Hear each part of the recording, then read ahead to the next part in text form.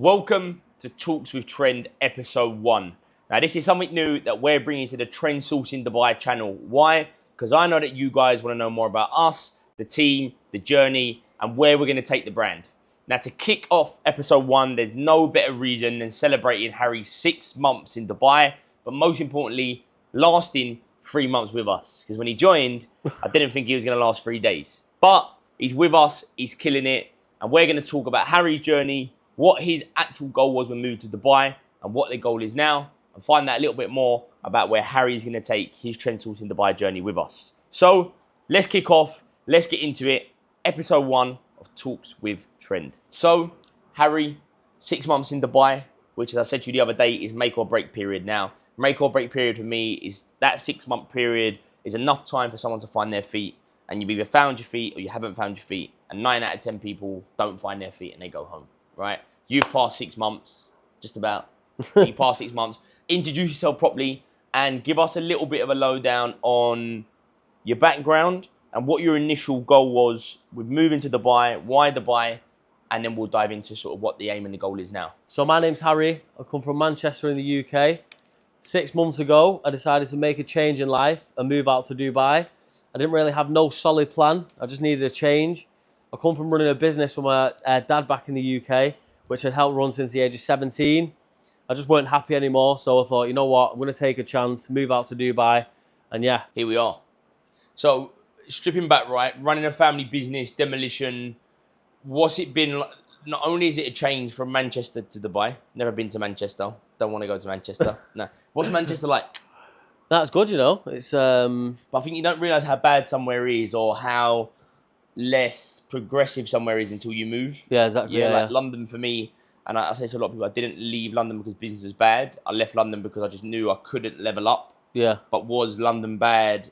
No, because it's home. yeah. You know, like the outside look from people like yourself to London will be like, wow, bro, it's like a war zone. Yeah, For me, exactly. it's That's like, it. oh, it's home. That's actually what people from Manchester think. Well, I think from other places when you're looking into London, like it just Yeah. seems a bit chaos. But then I think that's for everywhere. Like I look at certain areas and go, wow, how'd you live there? But then that's your home, right? Yeah. So you've been in Dubai 6 months. Now, we only met 3 months ago at a networking event when even then, I still feel that maybe you was a little bit lost. Yeah, 100%. Right? I remember you telling me that you was doing the watches and I was observing and I was thinking, okay, like to do watches independently, you need big capital, Yeah. which is hard.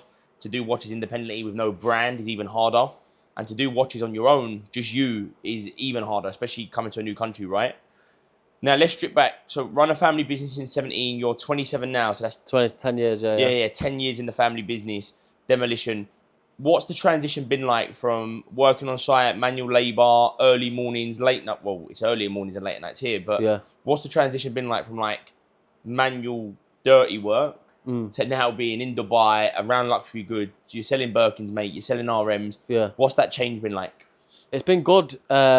Like you say, at the start, I struggled a lot, which obviously you you noticed. It's a big change for me. So coming into an industry like this, completely different. I feel like there's a lot more organisation involved in terms of like stock and things like that, and dealing with certain inquiries, which in the industry I came from, it wasn't really like that. Yeah. Like we had one set job, and I just had to run that job. Like, don't get me wrong, you come across problems, but like here, there's a lot more to it, and everything being brand new to you, it's a lot to take in. But obviously, you're going to make mistakes at the start, aren't you? So it's of course. Look, I come from a construction background. All my family are in, so I know what it's like. You know what the next day's going to be like because you sort of prep it the day before, right? You go to a job, you're like, okay, tomorrow we're going to do this, we're going to do that. Unfortunately, you can see here, our morning to-do list completely changes within 2 hours of opening. Exactly, a VIP comes in, a client comes in, someone wants you to go and deliver a bag there, a client wants a bag in Ibiza, a client wants a bag in Mykonos. So we're here, there, everywhere, right? So that's obviously going to be a big reality check. But you moved to Dubai 6 months ago, and as I said at the start, mate, it's a make or break, right? Yeah. Obviously, your vision was to come out here and do watches. Yeah. Run me through that, bro, because and this is more for people out there that are moving to Dubai, have got an entrepreneurial mindset. Like, run me through the motion. So you moved to Dubai in February. Yeah. What was your game plan up here? Moved to Dubai in February. What was the game plan? My game plan was, so my sister lived out here anyway. Yeah. So that was obviously a massive help. So I moved in with her originally just on a sofa bed. Didn't have no direct vision of how I was going to get to where I wanted to be. But like I say, my original plan was to get into the watch trade, something I've always wanted to do. with running the family business, I'd never really had the opportunity to put that aside and explore. and explore and go for it. So when I moved out here, my plan really was to find someone to do content for me, find somebody who's going to let me use their watches for content. Yep. And basically try and find someone who's going to build up a trust with someone to basically mentor me, sort of thing. And I was struggling to find that, to be honest. So I felt a little bit lost, bro. But how did you, and this is my question, right? And I'm intrigued because I've never asked you this. How did you try and find dealers that had stock? How did you try and find a content creator? How did you try and go out there and find a mentor? I just reached out to people on Instagram, really. Yeah. I found a couple of people, but there's a little bit standoffish at first. Like, I feel like the watch market over here is very, very crowded. There's a lot of people doing it. Yeah. Same with what we do. Yeah, exactly. Everyone can go into Hermes, buy a pair of bouncing shoes, and suddenly, boom, they're a reseller and they're trying to flip them for a premium. Yeah. But I think another to that as well is the market is so saturated, but that's where you handpick. Yeah. So what you maybe didn't do is your market research. Who's the top 5 in Dubai? Exactly. Yeah, How can I get in with them? And then the top 5 are maybe even harder to get in with because in theory, you're going in to them saying, I want access to your stock. You're not bringing any value to them yet until you do a sale. Once you do one sale with someone, and we have it here, you see people coming in like, oh, I want to sell bags. I'm like, cool.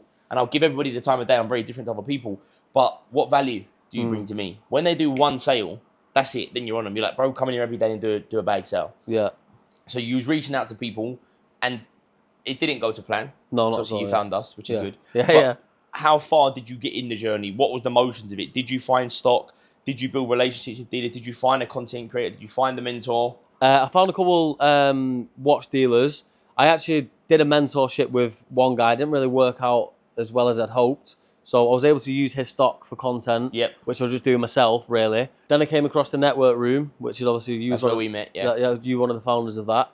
And then I realised getting somebody involved to do the content for me was going to leave me quite short. And then having a conversation with you there, you really put things into perspective for me because you said, like, what's your day in the life look like? Like, what are you doing? Yeah. And then when someone actually asked me that and I was saying it out loud, like, I wasn't really doing much. Like, I was getting up in the morning, going to the gym, like finding people that was wearing a nice watch in the street and saying that I sell watches, and I couldn't really like get things off the ground that well. Yeah. So I was struggling quite a bit, and then that's when you approached me about a week or two later, didn't you? Yeah. Or something. It's funny actually because I approached you, but not for me. Right. So I think the thing with me and what you learn is I come up with ideas for other people, and I'm like, wait a minute, I can do that myself. Yeah. And I remember it was for Tommy. Oh, yeah. Yeah, because he's in the watch space, doing really, really well. And I thought, you know what, he'd be a great mentor and he needs help. And I pitched an idea to him and I was like, whoa, why can't I just do that with me? Do you know what I mean? Because we wasn't looking to expand. Like, trend has moved at a complete rapid pace. And the motion that you went through, I went through. When I first moved out here, I didn't have an office. Yeah. So we had like office at Cloud's house. We was driving around and we was selling from a boot. Then I was like, content, 7,000 dirham a month. That's like £1,300 a month. But I'm like, I don't understand the vision here in Dubai yet. Do you know what I mean? Although I knew what I wanted to do, even when I took this office, I was having sleepless nights. And I even contingency planned when I took this office with Cloud that don't worry, bro, if it doesn't work out and I go back to the UK, we'll still be able to pay it off. That's how worried we was. Now we're in an office now where we're ready to move. We're going to go triple the size and we're going to absolutely kill it. And it's a similar journey to you, right?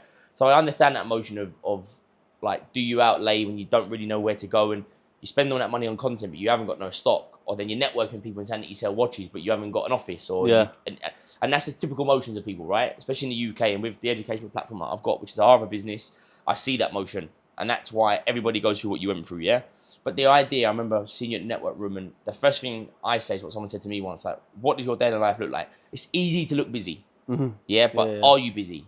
What is busy to you? Busy for me isn't, oh, I'm going in, I'm going to the mall, I'm going in a shop, and I'm taking a picture. Busy is like, I'm busy and I'm doing deals. Like, and I'm busy and I'm being productive. Like, your day tomorrow should be better than your day today. That for me is busy. Not, oh yeah, yesterday, bro, I went to 5 places, but today I went to 6. No, like, where's the progressive lead with it, right? And I remember asking you and you ran through it and I thought, and I'll be honest with you, I thought, oh, mate, that must be flipping depressing, man. Because you wake up, your sister goes to work, you're there. You don't really know who to reach out to, where to go, what to do. I didn't know anyone here. There's only so many times you can do the same stuff. Because what you'll have, and what you probably had is, this isn't going to work, this isn't going to work, this isn't going to work. But little did you know, you'll be one conversation away, like you was, from the next big move. Whether that would have been a watch sale, someone turns around and goes, I do actually want to watch, or someone turns around and gives you an opportunity. Yeah, so what you done was perfect, bro. You was persistent. But I could imagine how it went, because if you're waking up every morning and you're posting a picture of a watch, no one replies. And when I first started reselling, this is what I done. Set up an Instagram account, I'm putting a picture up, no one bought them. Then I put another picture up. Then it got to a point where I've now run out of stock. And I could feel myself posting the same stuff again and again and again. And I was getting sick of it. So no doubt people that were following my Instagram probably going, mate, this guy's got no stock. Doesn't know what he's doing. He's posting the same stuff all the time. Didn't have no money to be able to do anything else. Do you know what I mean? Until I then got an opportunity with a family friend, then I could then build my pot up. So you was doing that. Me and you then met. I give you an opportunity. Now, you've been with us for 3 months, right? And the progression is insane, right? Bear in mind, to everybody watching, Harry come to us with no personal shopping experience, right? Didn't understand personal shopping, wasn't into designer brands massively. Like, you're not a massive designer buyer, which is also a problem for us, right? Because when I look at hiring, if you're not a personal shopper but you're into fashion, great, because now the interest is there. And if you do what you love or what you enjoy or what you like, you're going to make money quick. That's changed. Yeah, you're Rolexed off, you're Laura Piana'd off, and you're always in designer clothes. But run me through the motions of that, bro. So I remember giving you the opportunity, and it was out of my comfort zone, right? Like, you're the first person in the business outside of the circle. Yeah, so like in the sense of like Cloud, I built a relationship with over a year prior to moving to Dubai. Matt's been with me for a long time. So this was out of my comfort zone. This is like, okay, cool, I don't know this guy, right? But the good thing with that is I was a bit more cutthroat in the way that I thought. So I thought, if you're not good, I'm going to get rid of you. Simple. Yeah, like with Matthew, I had a little bit of an emotional attachment to him because he's a content creator. He come into the business young. And it was a little bit of a different setup, right? Cloud's a business partner. There's always going to be a conflict, and we have them disagreements. So run me through the motion that you joined us in August, June. When was it? June? Bang on 3 months ago. So October. No, not October. Not October. Sorry, I can't count backwards. What are we in now? We're in August. Yeah. August, July, June. Oh, it was April, because it was after my first week was my birthday, wasn't it? Was it April? Yeah. Yeah. Yeah, April. So you joined us in April. Yeah. I remember offering you the position. And I remember actually you was like, mate, I think we had the conversation. I'm sure you was like, I don't even want to make money. I just like, can I just come in and shadow? Because you was coming in a few times. Yeah, I came in a few times. Yeah. And I remember that. And then I introduced you to something. And anyway, you come in and then you started with us. Run me through like an honest, right? I'm honest. I'll give you my honest opinion. So run me through the first month with Trend. The first month, it was tough, man. Like I say, everything was brand new to me. So, like, I feel like I'm a little bit ADHD anyway. So my organisation skills ain't the best. Like, if I focus on one thing, I'm straight on to the next thing before I've even finished that. Yeah. So when I'm running through a stock room of 1,000 pair of shoes, which I've never seen before, as you know, things are getting mixed up. And, like, obviously it's not good because orders are getting placed wrong and that sort of thing. 43s were getting paired with 44s and shoes in front of Harry. We're not there. H, they're in front of you, mate. No, they're not. I own the business. I can see them. No, where? In front of you. Yeah. But I get that though, bro, because I feel like small mistakes are always going to be made at the very start. Like 100%. As long as they're not going to be made again, it's sweet, and it's like starting anything new. Mistakes are always going to be made, but you learn from them. Mistakes make a person, bro. Yeah, and I feel like there's a lot of pressure on me at the start, which is good. Like say, he was being cutthroat. Yeah. But pressure makes diamonds, innit, man? It helped me out a lot. Like I feel like if he was a bit more lenient, maybe I would have carried on making the mistakes. But I thought, shit, if I make that again, I'm out the door. Then what am I gonna do? Go back to the UK? That weren't happening, bro. Yeah. No, exactly. And I think for me, bro, it's been an amazing learning curve for me as a CEO, right? I'm not used to managing people. Yeah, I built this business on my own in my mum's spare bedroom. I built an office in my garden, just me. I took an office in Liverpool Street, and for a year it was just me.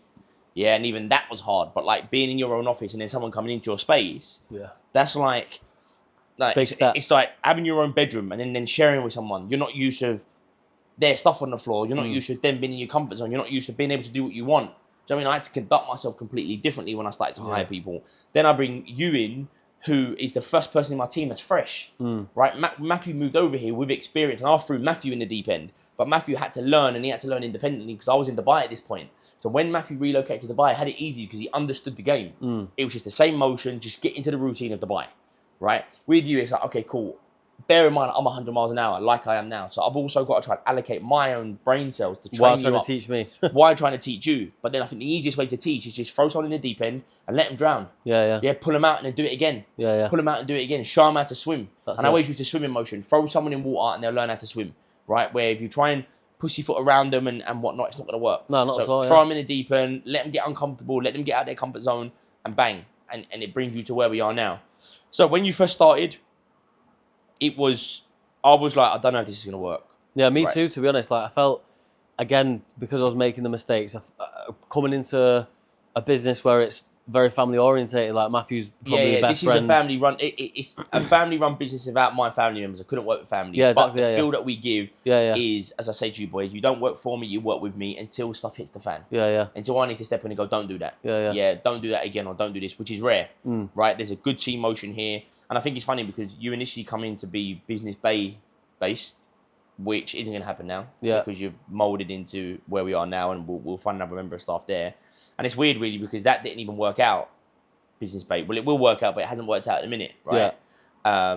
But that was the main motion of hiring. I thought, you know what, bring Harry in, we'll train him up, we'll have him down at Business Bay, and he'll just handle the inquiries, and that was the goal. Yeah. And here we are today. So you're 3 months in, and it's been a mad 3 months, bro. In all honesty, and it's good because, as I said to you before, with the educational company that I've got, I teach people how to get into the reselling space, and you've been a proven and tested model of that. If you actually listen and you observe, you'll make money. Yeah, you don't get paid a salary. No, we not don't at all. do salaries. You get here. out what you put in. It's commission only, isn't it? 3 months on the bounce, your commission has been higher every single month, right? Next month is going to be more. The month after is going to be more. You're picking up clients. You're meeting clients. The first client that you picked up yourself told you that. What was it? What did he say? Oh, I met him outside. Is it J1, wasn't it? No, I met him outside the address next to the Burj Khalifa downtown. And what did he say to you? I went over to him, just approached him. He was holding a Depeche. He was wearing an RM, so of course that's what sparked the conversation. Explained that I was a personal shopper, etc. And then he asked me if I wanted to buy a watch on his phone, and he showed me a crystal case RM. So as we were speaking about it, he just interrupted me and said, "Oh, you won't be able to afford it anyway," and sent me like, "Shoo me away," sort of thing. Yeah. But that's where I picked up my first client, actually. Yeah. And he's actively spending with us now. Yeah. See, that's impressive though, bro, because that one shows you, and that's how I got my first client. My first client was generated in Blue Waters. Went over to a table of people. They're like, "No, bro, no, we're busy. I'm like, whoa. Like, just moved out here, got a personal shopping brand. I could see they were clients. And I think that's the one thing that I train you boys up, is that every single person in Dubai is a client. It's the most pretentious country in the world. Everybody wants to look $1 million, feel $1 million, smell $1 million, dress $1 million, drive $1 million, right? Every person's a client. The 1% out of the 99%, maybe someone who's like, I'm not interested in fashion, I don't buy it, don't like it, I'll just wear plain branded clothes, right? That same person probably still drives around in a Cullinan or a Lamborghini, right? So they're still a client because we've got other arms to the business. And the same situation, he's like, no, bro, go away. And then one of them at the end was like, oh, bro, it's fine, give me your number and I message you later, right? Didn't message me, 2 weeks later, bang, I want this. Everything was in stock. That was fate. And he's, till this day now, is still my biggest client. So when you initially come in, bro, you had no recent experience. You come from a construction background. Like, life and the custom things have now changed, right? You're coming into an office. Trend also gives a lifestyle. We're always doing mad stuff, bro. Like, we're off to Mykonos tomorrow. Yeah, Do crazy. you know what I mean? Like, we're meeting the 1%. Do you know what I mean? We're speaking to people that, no, we can't afford that watch. He was right. No, we can't. I can't afford a $2.5 million watch. No. Yeah. But to be around that people just absolutely gets you going. Yeah. So what it motivates you, innit? Yeah, bro, 100%. So what would you say, what's the vision now, bro? So you moved to Dubai, wanted to do watches, which you're still doing. And that was the agreement we had, right? It was like, when I approached you, I was thinking, look, you're trying to do watches, you've got no capital, you've got no brand, I can bring both to the table. Because the most important thing here is a client and how people work is, bro, I'll give you a deposit and I'll come in and see it. I will never buy a watch without not seeing it. Yeah, of course, right? yeah. So when I look at watch dealers and I'm like, you don't have stock, I'm like, I don't want to be negative, but you're going to struggle. If you don't have a base and you ain't got stock and you haven't got collateral, meaning that you can't pull a watch away from somebody, show them and pay them after, it's not going to work. Like, what's the realistic case if someone buying a watch through a DM without seeing it? Well, in Dubai, yes, because we've had that, right? But it's hard. So my vision was, look, come in and do the watches. This is how it's sort of going to work. But at the same time, I'm going to give you access to another 150 different products that are going to complement a watch sale. Because all of your watch sales have sort of come now from people that have bought something else from here and then gone on to buy a watch. Yeah, like somebody's wife or brother that's bought a bag from me. Exactly. And it's like, we've got different magnets. Like, we've got your low ticket bouncing sneakers, which are 4,500 dirham. That person will then buy a watch. Or then we've got your high ticket, which is like your Birkins. That person will then buy a bigger watch. Like the guy coming to buy an RM. These guys have bought shoes off us before. They bought men's bags. Now he's going to come in and spend $150,000, right? So that shows you what you've now got access to. But what's the vision now, bro? Because you're second in command on sales, right? Your numbers are up there. We had a record month last month. Every single person hit their target. You're doing watches. We're discussing cars for our Trend Auto company. What's the vision now? I can see where this business is going to go, bro. It's going to go global, and I just want to be part of that. Yeah. My vision is to, at some point in the near future, to be running my own team or showroom, maybe here in Dubai or maybe somewhere in Europe or wherever that takes me, bro. Because I know that's where the business is going to go, and I believe in it. I believe in the brand, and I want to help take it there. Yeah, 100%. We are the fastest growing personal shopper in Dubai. Personal shopping company, not shopper. So it's weird I say personal shopper because it was always just me. Yeah. You know what I mean? It's personal shoppers. And that's not me saying that, bro. Yeah, you see it. We have competitors coming in and like, bro, like we're speaking to the big players in the industry. We're asking them how business is. And they're saying it's quiet. And then we sit there and we're like, We've had our best month. what are they on about? Yeah. Like, there's no one here. Everyone's here. No one's buying bags. What are you on about? Everyone's buying bags. And that's because we've got a completely different mindset, right? And the way that I'm very, very regimented in the sense of like, answer your phone. It's 24/7. I come with a recruitment mentality, right? I don't believe in, I finish at 7, bro, so I'm not going to answer the phone. If that's the mentality that somebody's got, they won't work for the company because we're 24/7, right? You have a work phone for a reason. We work with people. The reason I don't pay a salary is that you answer that phone at 1 a.m. in the morning. And if you do, you get paid. Where if I pay you a salary, if that phone rings, you're snoozing it, bro. Yeah, and I've been in that position, right? When I joined recruitment for 2 years, I didn't make commission. I never understood hunger in recruitment. Why am I answering the phone at 2 a.m.? I'm still going to get paid the same money. I don't care. I'll put it through to the switchboard and let somebody else take it. Until I started to get commission, I'm like, wow, now I can taste it, right? And that's the joys of working for a fast-growing business. We are going to go global. We are virtually global in the sense, like I'm in London there. We're in Mykonos tomorrow, and we've got clients. We've got deals happening. We've got clients going to Marbella and Ibiza. So we are global, but yeah, the goal is location-wise. Yeah, a global presence or some sort of rotation. I spoke to a competitor in the market, and they do very similar. And they're like winter Dubai, summer Europe. But then what they do is because Dubai for them goes quite quiet, they scatter their team. So one person will go and run their Italian team. One person will go and run their team in Miami. That'll be the ultimate goal for me. Or we have multiple locations in Dubai. Like Dubai is, where Dubai is going to be in 5 years is incredible, right? Yeah. It's going to be triple the size. Abu Dhabi is going to be a real hot spot. The Wing Casino, who knows where we'll be? Do you know what I mean? The vision is we'll look like a mall, not in a mall kind of vibe. Yeah. And again, bro, you're going to be on the journey with us. You head up the watch side. You're super educated on the watches. What's the goal? What's the short-term goal? Let's set some goals, and we can make this podcast accountable as well. Is where will people see Harry in January? How are you going to start next year? What's the vision for you? That could be numbers-wise, client-wise, could be speciality-wise. You could say, I want to be an expert in this, this, and this. When I kickstart January, I want to have, and even talk about the business. It could be I want to have 2 people under me, Harley. Yeah, I want to have 2 people helping me. Yeah, but obviously by January we're going to be in our new space, so that's going to make life a lot easier. Where is Harry for people watching, your clients and potential clients? What are you going to bring to the table in January? Where do you want to be? Yeah, so a main goal of mine, when we do open the new showroom, as we've discussed, we're going to have like a watch section in there. Definitely. So I want to be heading that up. Big watch display. I want to be clearing at least 20 watches a month through the business. You heard that here, yeah, 20 watches a month. Now, Harry's super educated on watches because obviously that was your initial goal, and I said that from the start, right? Still want the same enthusiasm. I want the same hunger and motivation you got to do watches. Big goals. Bro, 100%. Look at July, right? Yeah. I set an unrealistic target on purpose. Didn't want to take the team to Mykonos and pay for everything. But it's an absolute, I'm buzzing. Yeah. To even say that I can do that at 25, take the team, and to say that we hit the numbers in a period where everybody said the market's quiet, where everybody shut shop. We stuck in there. We went through the trenches. We've sat in this office where we haven't had one message some days.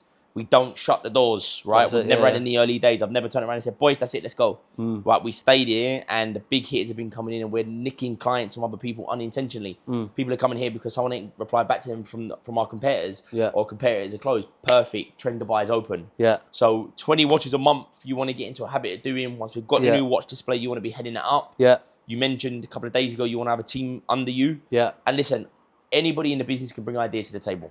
We never shut down any business. If you turn around to me and say, oh, Harley, I want this, this, and this, justify it. Yeah. Yeah. If you tell me I want a member of staff under you, great. I'll get another person under you. Tell me why. Yeah, okay, cool. Because I think I can do these numbers, and having that person there, like, give me a game plan, give me a business plan. I tell you and I tell Matt, and we're building our sales team. You are running a business within a business. You can make CEO money. That's it. Without all the stress that I've got. You haven't got to worry about the back end. We've got to do. You haven't got to worry about all of that. Exactly that. And like some days, me and you have got up at, like today, for example, we got up at 5 a.m. Been to the gym.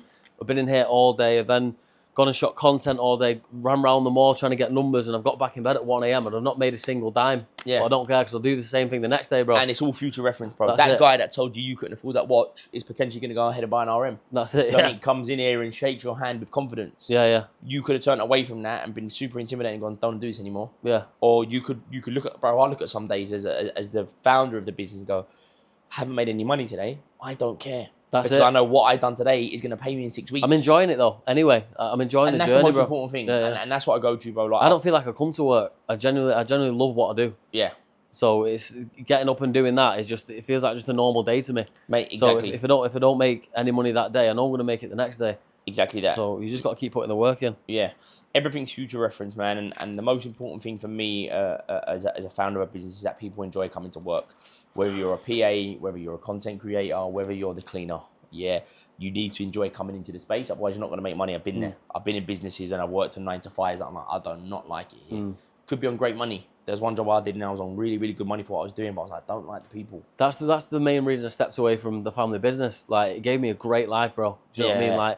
Like so thankful to my dad who obviously brought me into the business at such a young age, because I've never gone without. Do you know what I mean? Don't get me wrong, I worked very hard for it, but I just wasn't happy, bro. Yeah. Like I needed something new in my life, something that I wanted to do, something that I was interested in. So I just gave all that up and just took a chance, and it's obviously paying off. Yeah, and I think that's advice for anyone, right? At the ages that we're at, I'm 25, you're 27. That's not a period in life where you should be unhappy. That's it. I understand the older generation when you've got kids, a mortgage, and you've got some heavy reliabilities and responsibilities where you can't step away. You know, like sometimes I look at people, and like even my dad, for example, like my dad does love what he does, but I know a little bit of him would love to say, I'm done. Like he still works on a construction site, but he can't. Like I've got a younger brother, we've got I've got nephews. He's the main provider of the family back home. He's in a position to explore other business models or be creative or be entrepreneurial. And obviously, it's the old school mindset. But I think at the age that you're at, you've got to be happy in what you're doing, right? 100%. You've got to love what you're doing. And when you love what you're doing, it's a life hack to anything, right? I never feel like I'm working.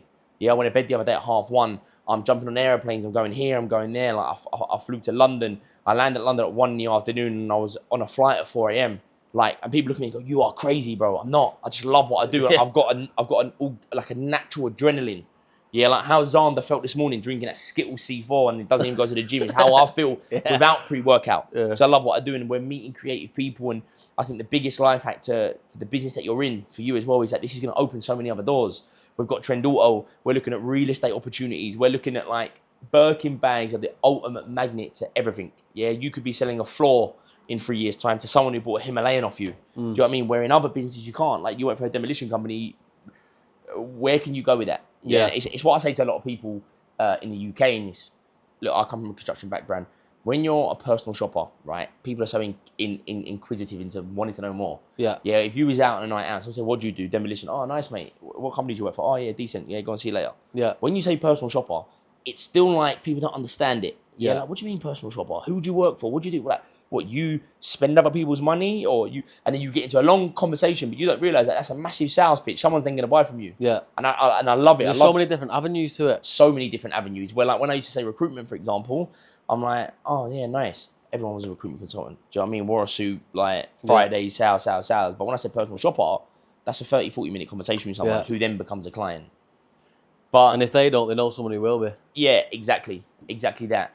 But yeah, over the last 3 months, bro, I think you've absolutely killed it here. There's still a long, long way to go.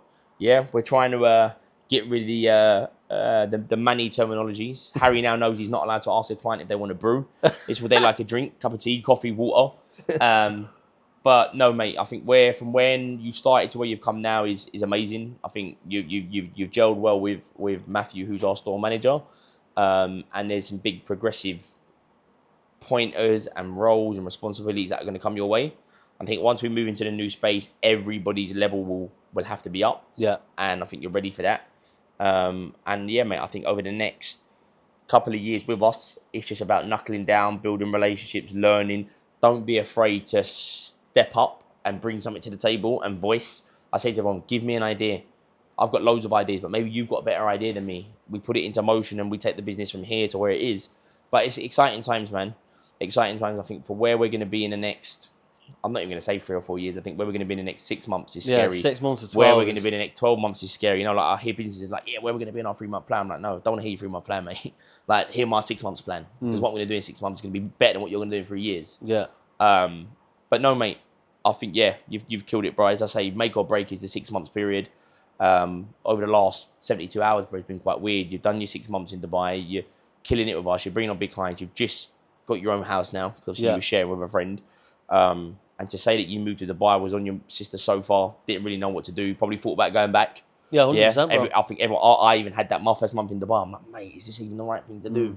I couldn't adjust to the times. Yeah. I felt like I was just chasing my tail. It's a lot different when you move here. Like, I've been to Dubai probably, I think it's like 9 times before I actually moved there. But being on a holiday is completely different to when you actually come to move. Like, what you're gonna do? Go and sit at a beach club every day? Exactly. And like, mate, I've been to the beach 3 times, 3 or 4 times max. Yeah. Coming here on a holiday, you're spending thousands, you're driving around in rentals, you're having a good time, you're getting boozed up and you're flying home. Yeah. When you then live here, you can't be in these restaurants every day, renting cars every day, on the beach every day. In fact, you get sick of the beach. You don't want to go down to the beach every single day. Yeah, it's amazing living in the sun, but you've got to sort of knuckle down. We are all here for the same reason. Anyone who's not local and is in Dubai is here for one reason only: to level up, to better their life, to excel and to win. And you create a circle around you like we're doing now, and you'll excel. That's it. Yeah, but bro, absolutely killing it with us, my man.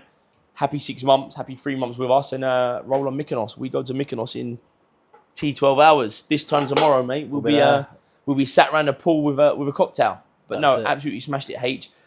One piece of advice for anybody wanting to move to Dubai, and another piece of advice for anybody wanting to come into the personal shopping space. So for someone who's going to move out here, I'd probably say just take the chance. As long as you've got something in your mind that you really want to do, and you know you can stick to that for minimum 6 months, and you maybe got a little bit of financial backing behind you. Definitely. Don't come out here aimlessly and just try and find a job, because you're probably going to get lost. Get swallowed. Yeah.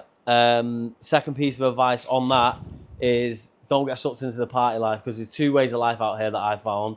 You're either going out every other night, partying, or you're getting your head down, you're training every day, and you're working towards your goals. And that's obviously the avenue that I took, and look where it's got me. And I know a few people that have took the other avenue, have ended up home. Someone who's looking to get into the personal shopping space, educate yourself and find somebody who's going to mentor you, or sign up to a course that Harley's just about to launch. If you really, really want to do it and you're going to put the work in and you can afford to do it, I highly recommend it. Like, this guy has like completely changed my life, honestly. He's been on me every day, pressure me in a good way, and pressure makes diamonds, and it's got me very far. So that's episode 1 of Talks with Trend, giving you a real insight into our business, but most importantly, giving you an insight into Harry's journey with the Trends team so far. 6 months in Dubai, 3 months with us, killing it, just hit our record month, and there's going to be loads more coming from Harry. And if you haven't seen him already, we'll leave Harry's socials in the bio below. You can find him on Instagram, TikTok, and most importantly, you'll find him every single day, even on a Sunday, in the Golden Diamond Park HQ. But that's another YouTube video completed by me, the team, and obviously always big up Xander, the man behind the camera, shooting, editing, and posting all this content. We will see you on the next one.